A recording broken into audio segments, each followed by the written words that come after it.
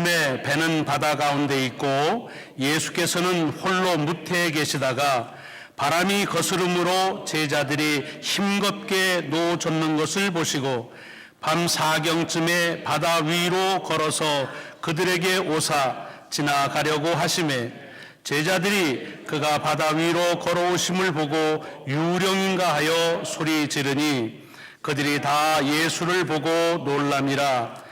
이에 예수께서 곧 그들에게 말씀하여 이르시되 안심하라 내니 두려워하지 말라 하시고 배에 올라 그들에게 가시니 바람이 그치는지라.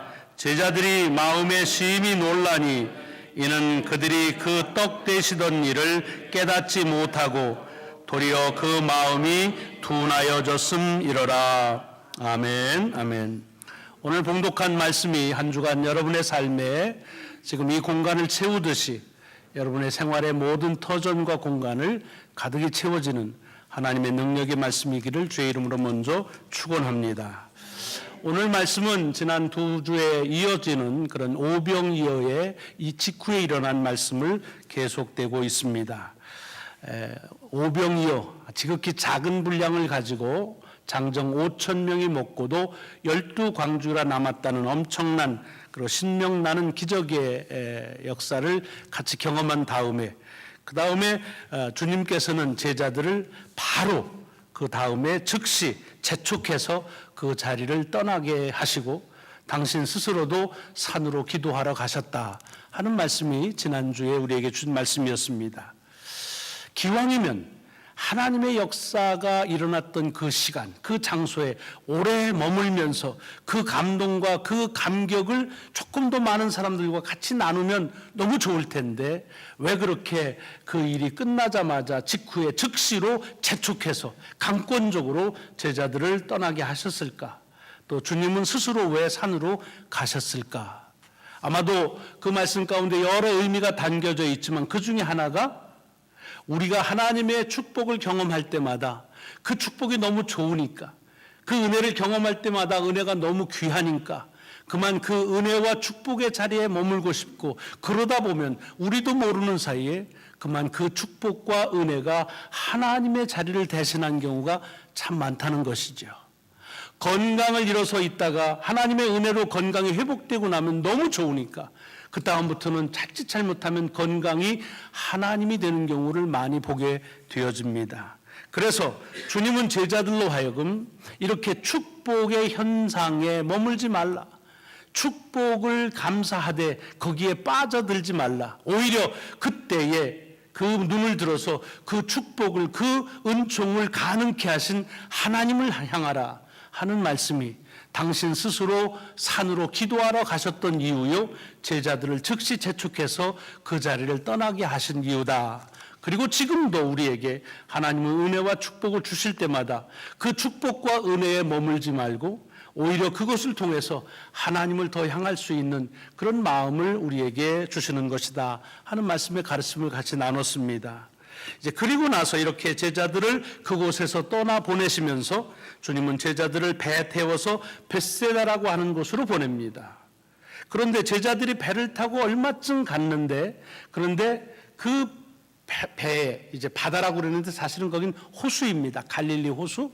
호수에 이제 바람이 불기 시작하고 바람이 부니까 그러니까 이제 풍랑이 일어서 오랫동안 배들을 앞으로 가야 되는데 가지 못하고 그냥 호수 가운데 이렇게 거기서 노를 전달하고 애쓰는 모습을 주님께서 보고 계시다가 그러다가 4경쯤 여러분 요즘엔 밤 4경, 1경, 2경 이런 말 안 쓰는데 그래서 요즘 시각으로 따지자면 그냥 새벽 4시쯤이라 보면 됩니다.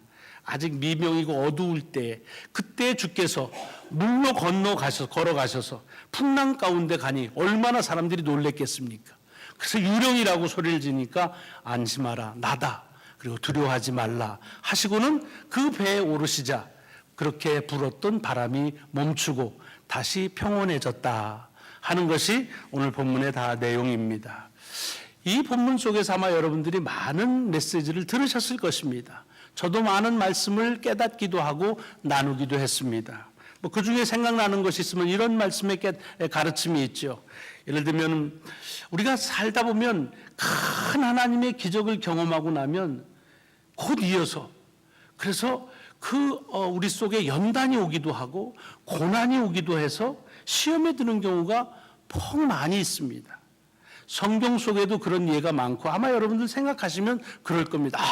하나님의 은혜가 이렇게 좋을 수가 있을까 하는데 이어서 아니 어떻게 그 하나님이 나에게 이러실 수가 있는가 하는 그런 고난이 곧이어 따라올 때가 많이 있음을 가르치는 말씀이다. 이런 가르침도 이 말씀 속에 담겨져 있습니다. 그런가 하면 아무리 그렇게 풍랑이 일어도 주님께서 그 배에 오르시면 바람은 잠자고 평온하게 된다. 결국은 주와 동행하느냐 하는 것 신앙의 큰 관건이다 하는 관점에서 아마 이 말씀을 들으신 기억도 있으실 것입니다. 그런가 하면 맨 마지막에 주님이 오시는데도 주님이 주님인 줄 모르고 유령이라고 소리쳤던 그 제자들, 그들이 그렇게 한 것은 그들의 눈이 어두워졌다. 영어로는 아예 눈이 감겼다고 되어 있는데 그랬다. 그러니까 우리가 영적으로 눈이 어두워지면 안 된다. 눈을 밝은 눈, 신앙의 감각을 잃어버리면 안 된다 하는 그런 가르침을 오늘 본문 속에서 아마 깨닫는 적이 있으실 것입니다. 다 귀한 말씀의 가르침이십니다. 근데 저는 이번에 이 말씀을 읽다가 우연히 오늘 지금 이렇게 오병이어의 이야기가 쭉 일어나오는데 이게 1년에 하루 동안에 일어난 일이더라고요. 그러니까 모르긴 하지만 제자들이 지내온 그 하루하루의 삶 중에서 가장 긴 하루의 삶이 아니었나 생각을 합니다. 그러니까 이 6장 전체가 거의 대부분 한날에 일어난 일들을 기록하고 있습니다. 그러니까 사실은 그게 언제 아침 이른 때부터 해서 언제까지인지 정확하진 않지만 오늘 본문의 흐름이 그런 겁니다. 그런데 이게 그 하루에 일어난 일이긴 하지만 가만히 생각을 해보니까 이것이 하루에 일어난 일이라기보다는 우리가 주님과 더불어 살아가는 일평생 경험하는 우리의 삶의 여러 변화들을 다양하게 우리에게 예시하고 또 그래서 그것을 통해서 우리에게 주는 가르침이 있는 것을 보게 되었습니다. 여러분 이날은 어떻게 시작이 됩니까? 12 제자들이 예수님께서 파송하셔서 여러 곳에 가서 전도하고 주의 이름으로 귀신 내쫓고 병자 고치고 그리고 다시 돌아와 가지고 주님 앞에 이제 전도 여행 보고를 드립니다. 그래서 오늘 본문에 나와 있지 않지만 같은 병행구인 누가복음에 보면은 이 일을 아주 크게 주님께서 기뻐하십니다. 물론 제자들도 기뻤고요. 그렇겠지요. 자기들이 주님이 하시는 것만 보다가 정말 실질적으로 자기 입을 통해서 복음이 선포될 때마다 병이 낫고 귀신이 내어쫓는 일을 하는데 얼마나 신명이 나지 않았겠습니까? 그렇게 신명 날 뿐만 아니라 몸은 좀 피곤했겠지요. 여러 마을을 이제 걸어서 다녔을 테니까. 그런데 이렇게 와서 보고를 하자마자 주님이 그 피곤함을 아시는 거예요. 그래가지고 어디 조용한 데 가서 한적한 곳에 가서 좀 쉬자. 여기는 사람이 너무 많아서 식사할 틈도 없다. 이런 배려를 하시니 그 배려를 듣는 제자들의 마음이 얼마나 감동이었겠느냐 하는 겁니다. 말씀드렸듯이 주님이 그렇게 제자들을 막 배려하고 그런 말씀들이 별로 없는데 우리도 그렇지요. 주께서 우리를 배려하시고 우리에게 사랑을 베푸신다고 그럴 때 참 가슴 뭉클한 그런 은혜를 경험할 때가 많습니다. 그런 것을 경험한 하루입니다. 그런데 그것도 잠깐이죠. 그렇게 쉬러 한적한 곳에 갔는데 어랍시오. 거기는 더 많은 사람들이 예수님 일행이 오는 걸 먼저 알고는 거기서 기다리고 있습니다. 그것을 주님께서는 오늘은 좀 그만 가세요라고 얘기하지 않고 민망히 여기고 불쌍히 여겨서 여러 가지로 가르치기 시작했는데 얼마나 열심히 가르쳤는지 날이 저무는 것도 모르고 가르치시는 겁니다. 그래서 제자들이 제안했다고 했습니다. 주님, 여기가 광야고요. 그 다음에 날이 저뭅니다. 그러니 이 사람들을 마을로 가서 뭘 좀 사 먹게 해 주시죠 라고 합니다. 이건 배려라고 그랬습니다. 먼저는 사람들에 대한 배려가 있었을 것입니다. 오랫동안 하루 종일 아무것도 먹지 못하고 주님의 말씀을 듣는데 그랬던 사람에 대한 그런 배려. 또한 그렇게 하루 종일 아무 쉬지도 못하면서 열심히 그 불쌍한 마음으로 가르치신 주님에 대한 배려. 그러나 그 속에는 제자들 자기 스스로에 대한 배려도 담겨져 있다는 말씀을 드렸습니다. 왜냐하면 쉬러 왔는데 쉬기는커녕 먹지도 못하고 하루 종일 그렇게 있는데 주님이 딴 일 하는 거 아니라 복음을 전하니 뭐라고 불평도 못하고 근데 몸은 피곤하고 배는 고프고 그러니 이제 제자들이 말하는 거죠. 이제 좀 그만하시지요. 이제 좀 쉬십시다. 뭘 좀 먹읍시다. 하는 그런 제안의 말씀 속에 자기 자신들의 요망이 거기에 들어져 있다는 것을 우리는 쉽게 알 수 있습니다. 그쯤 되면 그러면 주님이 더 말씀을 알아듣고 그리고 쉬자고 했을 터인데 전혀 다른 얘기를 하셨다고 그랬습니다. 너희가 먹을 걸 줘라. 정말 뚱딴지 같은 소리죠. 지금 먹을 게 필요한 사람인데 그 먹을 걸 내놓으라고 하니 그게 말이 안 되는 거죠. 그래서 퉁명스럽게 대답합니다. 우리 보고 200데나리오어치의 빵을 사오라는 얘기입니까? 말도 안 되는 소리 하십니다라는 거죠. 그러면 좀 알아듣고 그만둬야 될 주님이신데 한 걸음 더 나가서 너희들이 몇 개나 떡이 있냐라고 물으십니다. 찾아봤더니 떡 5개, 물고기 2마리, 그저 한 사람의 한 끼분의 식사 양밖에 안 되는 초촐한 그런 음식밖에 없다는 겁니다. 이거 가지고 어쩌시라는 겁니까? 라고 대답했습니다. 그랬더니 주께서 그것을 가지고 축사하신 다음에 제자들에게 사람들을 앉히라고 그러고 그걸 갖다가 띄어서 다 나눠주라고 그러는데 엄청난 일이 일어나는 겁니다. 띄어도 끊어지지 않으면서 계속적으로 빵이 가고 그리고 물고기가 가는, 그래서 모든 사람이 배불리 먹는 일들을 전혀 예상치 못하는 하나님의 기적을 경험하는 놀라움을 경험합니다. 살면서 이런 경험하는 일들은 흔치 않지만 이런 일들 속에서 받는 그런 감격과 그 감동은 말로 표현할 수가 없었을 것입니다. 그래서 사람들이 그냥 제자들을 향해서 어떻게 그 고마움을 표현하고 찬사를 표현했을까요? 그리고 그 일들에 이 제자들은 흠뻑 젖어 있었겠지요. 그런데 그것도 잠시, 이제는 즉시로 이제 그곳을 떠나게 하시는 그 주님의 모습을 봅니다. 섭섭했겠지요. 아니 이렇게 좀 우리가 좀 잘 되고 좋아하는 꼴을 왜 못 보시나, 그런 생각이 가졌겠죠. 아니면 이제 또 배를 타고 보내니까 이젠 정말 쉬러 보내나 라고 생각했을 겁니다. 아마 배를 타고 처음에는 그 오병이어의 기적의 얘기를 가지고 꽃피웠을 것입니다. 그냥 쭉 복기를 하는 것처럼 그렇게 얘기를 했겠죠. 그러는데 갑자기 바람이 불기 시작합니다. 배가 흔들리기 시작합니다. 그러나 여러분, 이 제자들이 누굽니까? 그 중에 대부분은 어부입니다. 그리고 그 어부들은 대개가 다 그 갈릴리 호수, 거기서 생업으로 고기를 잡던 사람들입니다. 그러니까 아주 익숙한 거죠. 바람 정도 부는 것으로 가지고는 눈 하나 껐떡하지 않는 사람들입니다. 왜? 늘상 있었던 일이거든요. 여러분, 이 성지순례에 가시면 그 갈릴리 호수는 뭐라고 그래? 그 해발이라고 그러나요? 해수면보다 더 낮아요. 그리고 양쪽 동서로 큰 그 갭이라고 그러죠. 구름이 있습니다. 그래서 바람이 불면 돌풍으로 변화되기가 아주 쉬운 지형학적인 그런 곳입니다. 그러니까 그걸 왜 모르겠어요. 평생 거기서 고기를 잡기 위해서 배를 타고 살았던 어부들인데요. 그러니까 넉넉하게 했겠지요. 또 요게 조금 있으면 지나가리라 했을 테고요. 그런데 시간이 지나가는데 바람이 멈추질 않습니다. 그렇게 노숙한 어부들이 배를 짓는데도 배가 나가질 않는 겁니다. 그리고 멀리서 제자들은 모르지만 주께서 그 광경을 보고 계십니다. 그리고는 사경쯤 되었을 때 밤이 꼬박 새도록 그 일을 하고 난 다음에 주께서 풍랑 가운데 그들에게로 걸어서 물 가운데로 가십니다. 얼마나 무서웠겠습니까? 여러분, 이게 믿음이 없어서 그런 거기도 하지만 사실상 우리 가운데 그때 거기에 제자들이라고 하면 그때 주님을 보고 주님이시다. 글쎄 여러분들은 그러셨을까요? 저는 그렇게 그러지 못했을 것 같아요. 앞서서 도소리 쳤겠죠. 유령이다! 그리고 정신 차리라고 그러고 했겠죠. 얼마나 무서웠겠습니까? 공포에 쌓이고. 그러니 주님께서 아니다, 나다, 안심하라 그럴 때 주님이시구나, 안심이 되는구나 그랬겠어요? 그 소리 들으면 더 두려웠을지도 모릅니다. 어쨌든 하루의 일과 가운데서 정말 변화무쌍한 주님과의 관계 때문에 일어나는 일들을 경험하는 겁니다.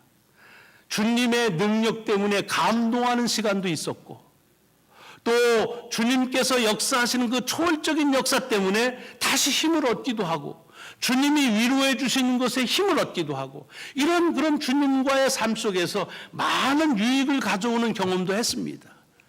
그러나 동시에 주님의 배려가 좀 소홀한 것이 아닌가 하는 것 때문에 섭섭한 시간도 흘렀습니다.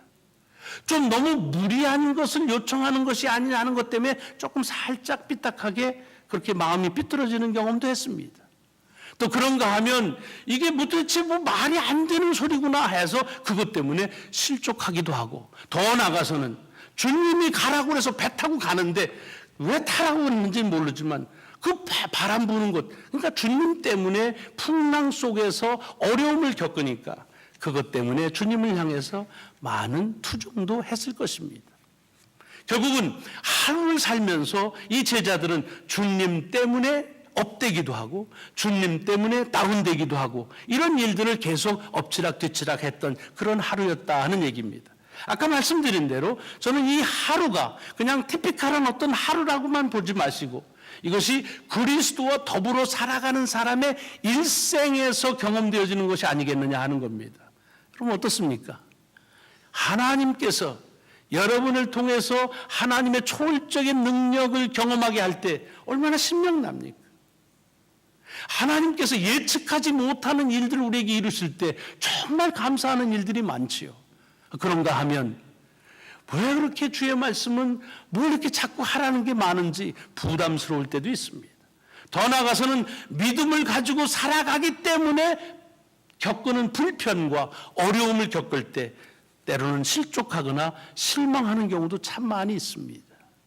저는 오늘 본문의 말씀 속에서 여기에 이런 그 하루의 이 일과 제자들의 일과가 결국은 신앙인들의 일평생 주님과 더불어서 경험하는 모든 것들을 예시하고 있다 하는 생각을 가지게 됩니다. 그러면서 이 말씀을 읽다 보니까 사실은 제자들도 가질 수 있는 의욕이고 또 우리도 가질 수 있는 의욕이 이 속에 있는 것 같습니다. 그게 무슨 소리냐 하면 오늘 본문을 보면은 아니 왜 배를 제자들하고 같이 처음부터 타고 가시면 그럼 별일 없었을 텐데 꼭 뭐 먼저 가라고 그러고 빠지시고 그래가지고 또 바람 불게 하고 이러셨냐 이거예요.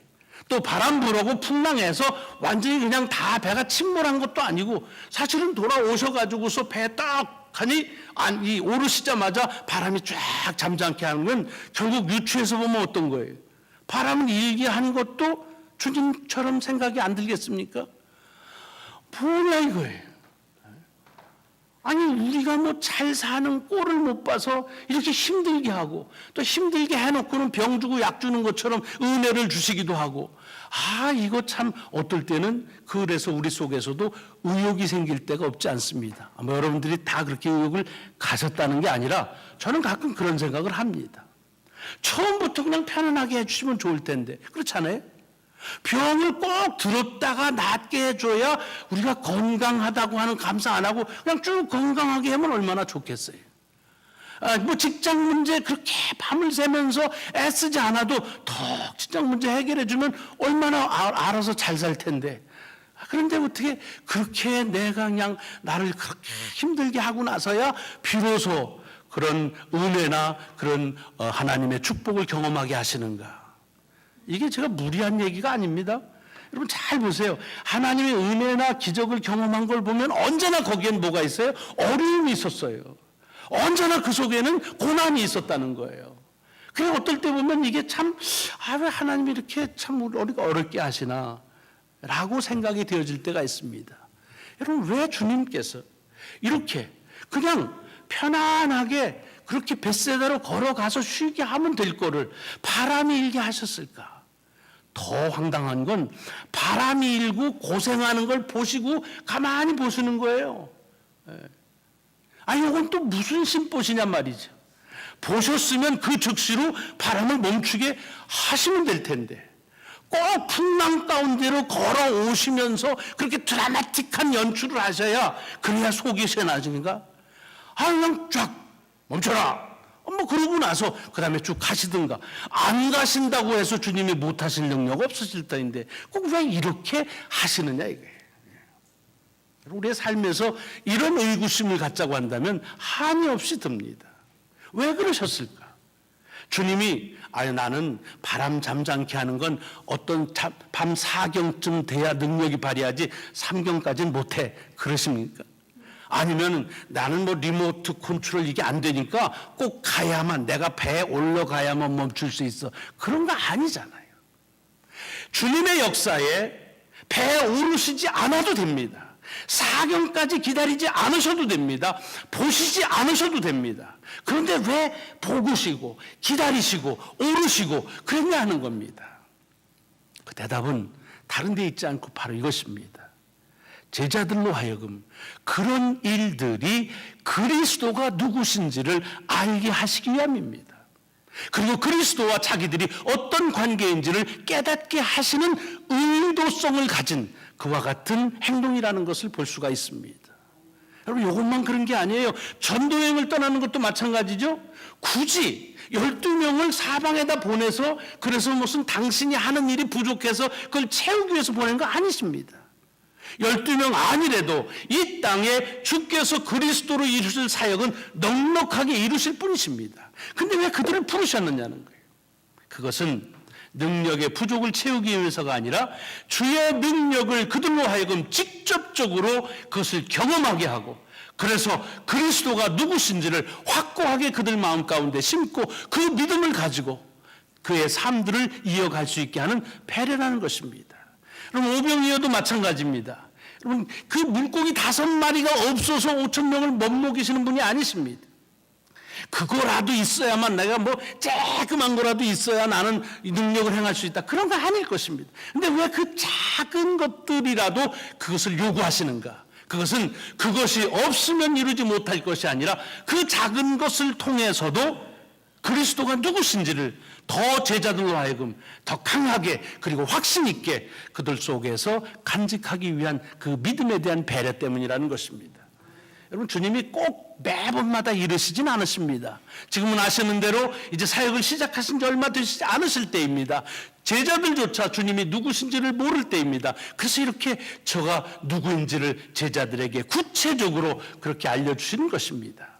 만약 그날 뭐 배가 아무 풍랑이 없이 지나갔다, 베세다에 갔다, 뭐 그러면 그냥 간 겁니다.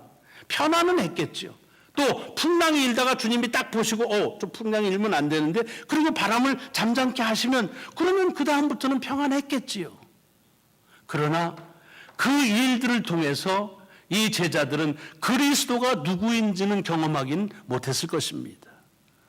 여러분, 가끔씩 우리의 삶에서도 찾아오는 어려움들이 있습니다. 가끔씩 우리에게 도전하는 것들이 있습니다. 왜 이 일이 내게 이렇게 오는가? 여러분, 그것은 그렇게 와야만 주님께서 하시는 은혜에 필요해서가 아닙니다. 우리의 어떤 것도 없이 주님은 우리에게 은혜를 주시고 기적을 베푸실 수 있습니다. 그런데 그것을 통해서 주님이 은혜와 기적을 경험하게 하는 것은, 그것은 우리로 그리스도가 누구신지를 알게 하는 배려이고, 그리고 그분과 우리와의 관계가 어떤 것인지를 알게 하는 그런 사랑의 배려라고 하는 사실입니다. 여러분, 살아가면 오늘 여기 제자들의 하루처럼 주님의 능력 때문에 업되기도 하고 주님의 말씀 때문에 다운되기도 하는 일들이 참 많이 일어납니다. 아마 이번 한 주간도 우리의 삶이 그럴 것입니다. 지난번 선교대회에 갔을 때에도 이 보수 사역 하시는 분들이 나중에 이제 그 리포트를 하시는데 그러시더라고요. 첫날 갔더니 뭐 준비된 것도 없고 그냥 그렇더라는 거예요. 그래서 실망을 했다는 거예요. 근데 둘째 날 가니까 뭐 또 얼마나 막 할 일이 많은지, 뭐 그냥 군대 다녀온 다음에 그렇게 일 많이 한 적은 없다고 얘기해요. 그런데 또 그렇게 일 많이 해서 좋다고 얘기해요. 또 셋째 날 가니까 또 뭐 그렇지 않다. 여러분, 우리의 삶이 선교대만 그런 게 아니라 늘 변화무쌍합니다. 아침에 주님 앞에 보고할 때 그 기쁨이 또 조금 지나면 자기의 우리의 예상, 제자들의 예상과 빗나가는 것 때문에 좀 의기소침해지기도 하다가, 또 다시 놀라운 기적을 경험하면 그 자리에 머물고도 싶다가, 또 거기서 그냥 쫓아내면 그게 아쉽기도 하다가, 풍랑 있으면 그것이 힘들어서 뭐 오병이 오고 뭐고 다 잊어버리다가, 또 주님을 통해서 평온을 찾으면 또 그것 때문에 찬양하는 거지요. 무엇을 얘기합니까? 여러분, 우리의 삶에서 하나님의 역사는 하루하루 이렇게 접고 매 순간 접어서 보면 잘 안 보일 때가 많습니다. 그저 접혀진 그것만 보일 때가 있습니다. 근데 이렇게 쭉 펼쳐놓고 보면 사실은 처음부터 끝까지 다 하나님의 은혜다라고 고백합니다. 주일날 와서 매주 살았던 한 주간의 삶을 쭉 펼쳐놓지 않습니까? 그러면 지나간 한 주간 동안 매일매일의 삶에서는 그 삶의 그 정황 그것만 보다가 업다운 하다가 쭉 펼쳐놓고 나면 이것이 다 하나님의 은혜였구나, 우리가 하나님의 그 사랑 가운데 살았구나 고백하는 겁니다. 그래서 계시록을 보면 우리 주님을 뭐라고 그러냐면 알파와 오메가다, 처음과 나중이요 시작과 끝이라고 말합니다. 이것은 무슨 뜻이냐? 시작하신 이가 마무리도 짓는다는 말도 되지만 하나님의 역사는 처음부터 끝까지 펼쳐놓고 봐야 그것을 볼 수가 있다는 것입니다. 제자들의 하루의 삶에서도 이렇게 쪼개놓고 포개놓고 보면 그것이 감격이기도 하고 불평일 수 있습니다. 근데 이렇게 쫙 펼쳐놓고 보니 그 어느 하나도 하나님의 은혜가 아닌 것이 없는 것을 우리에게 보여주시는 이유는 어디에 있습니까? 우리의 삶도 마찬가지입니다.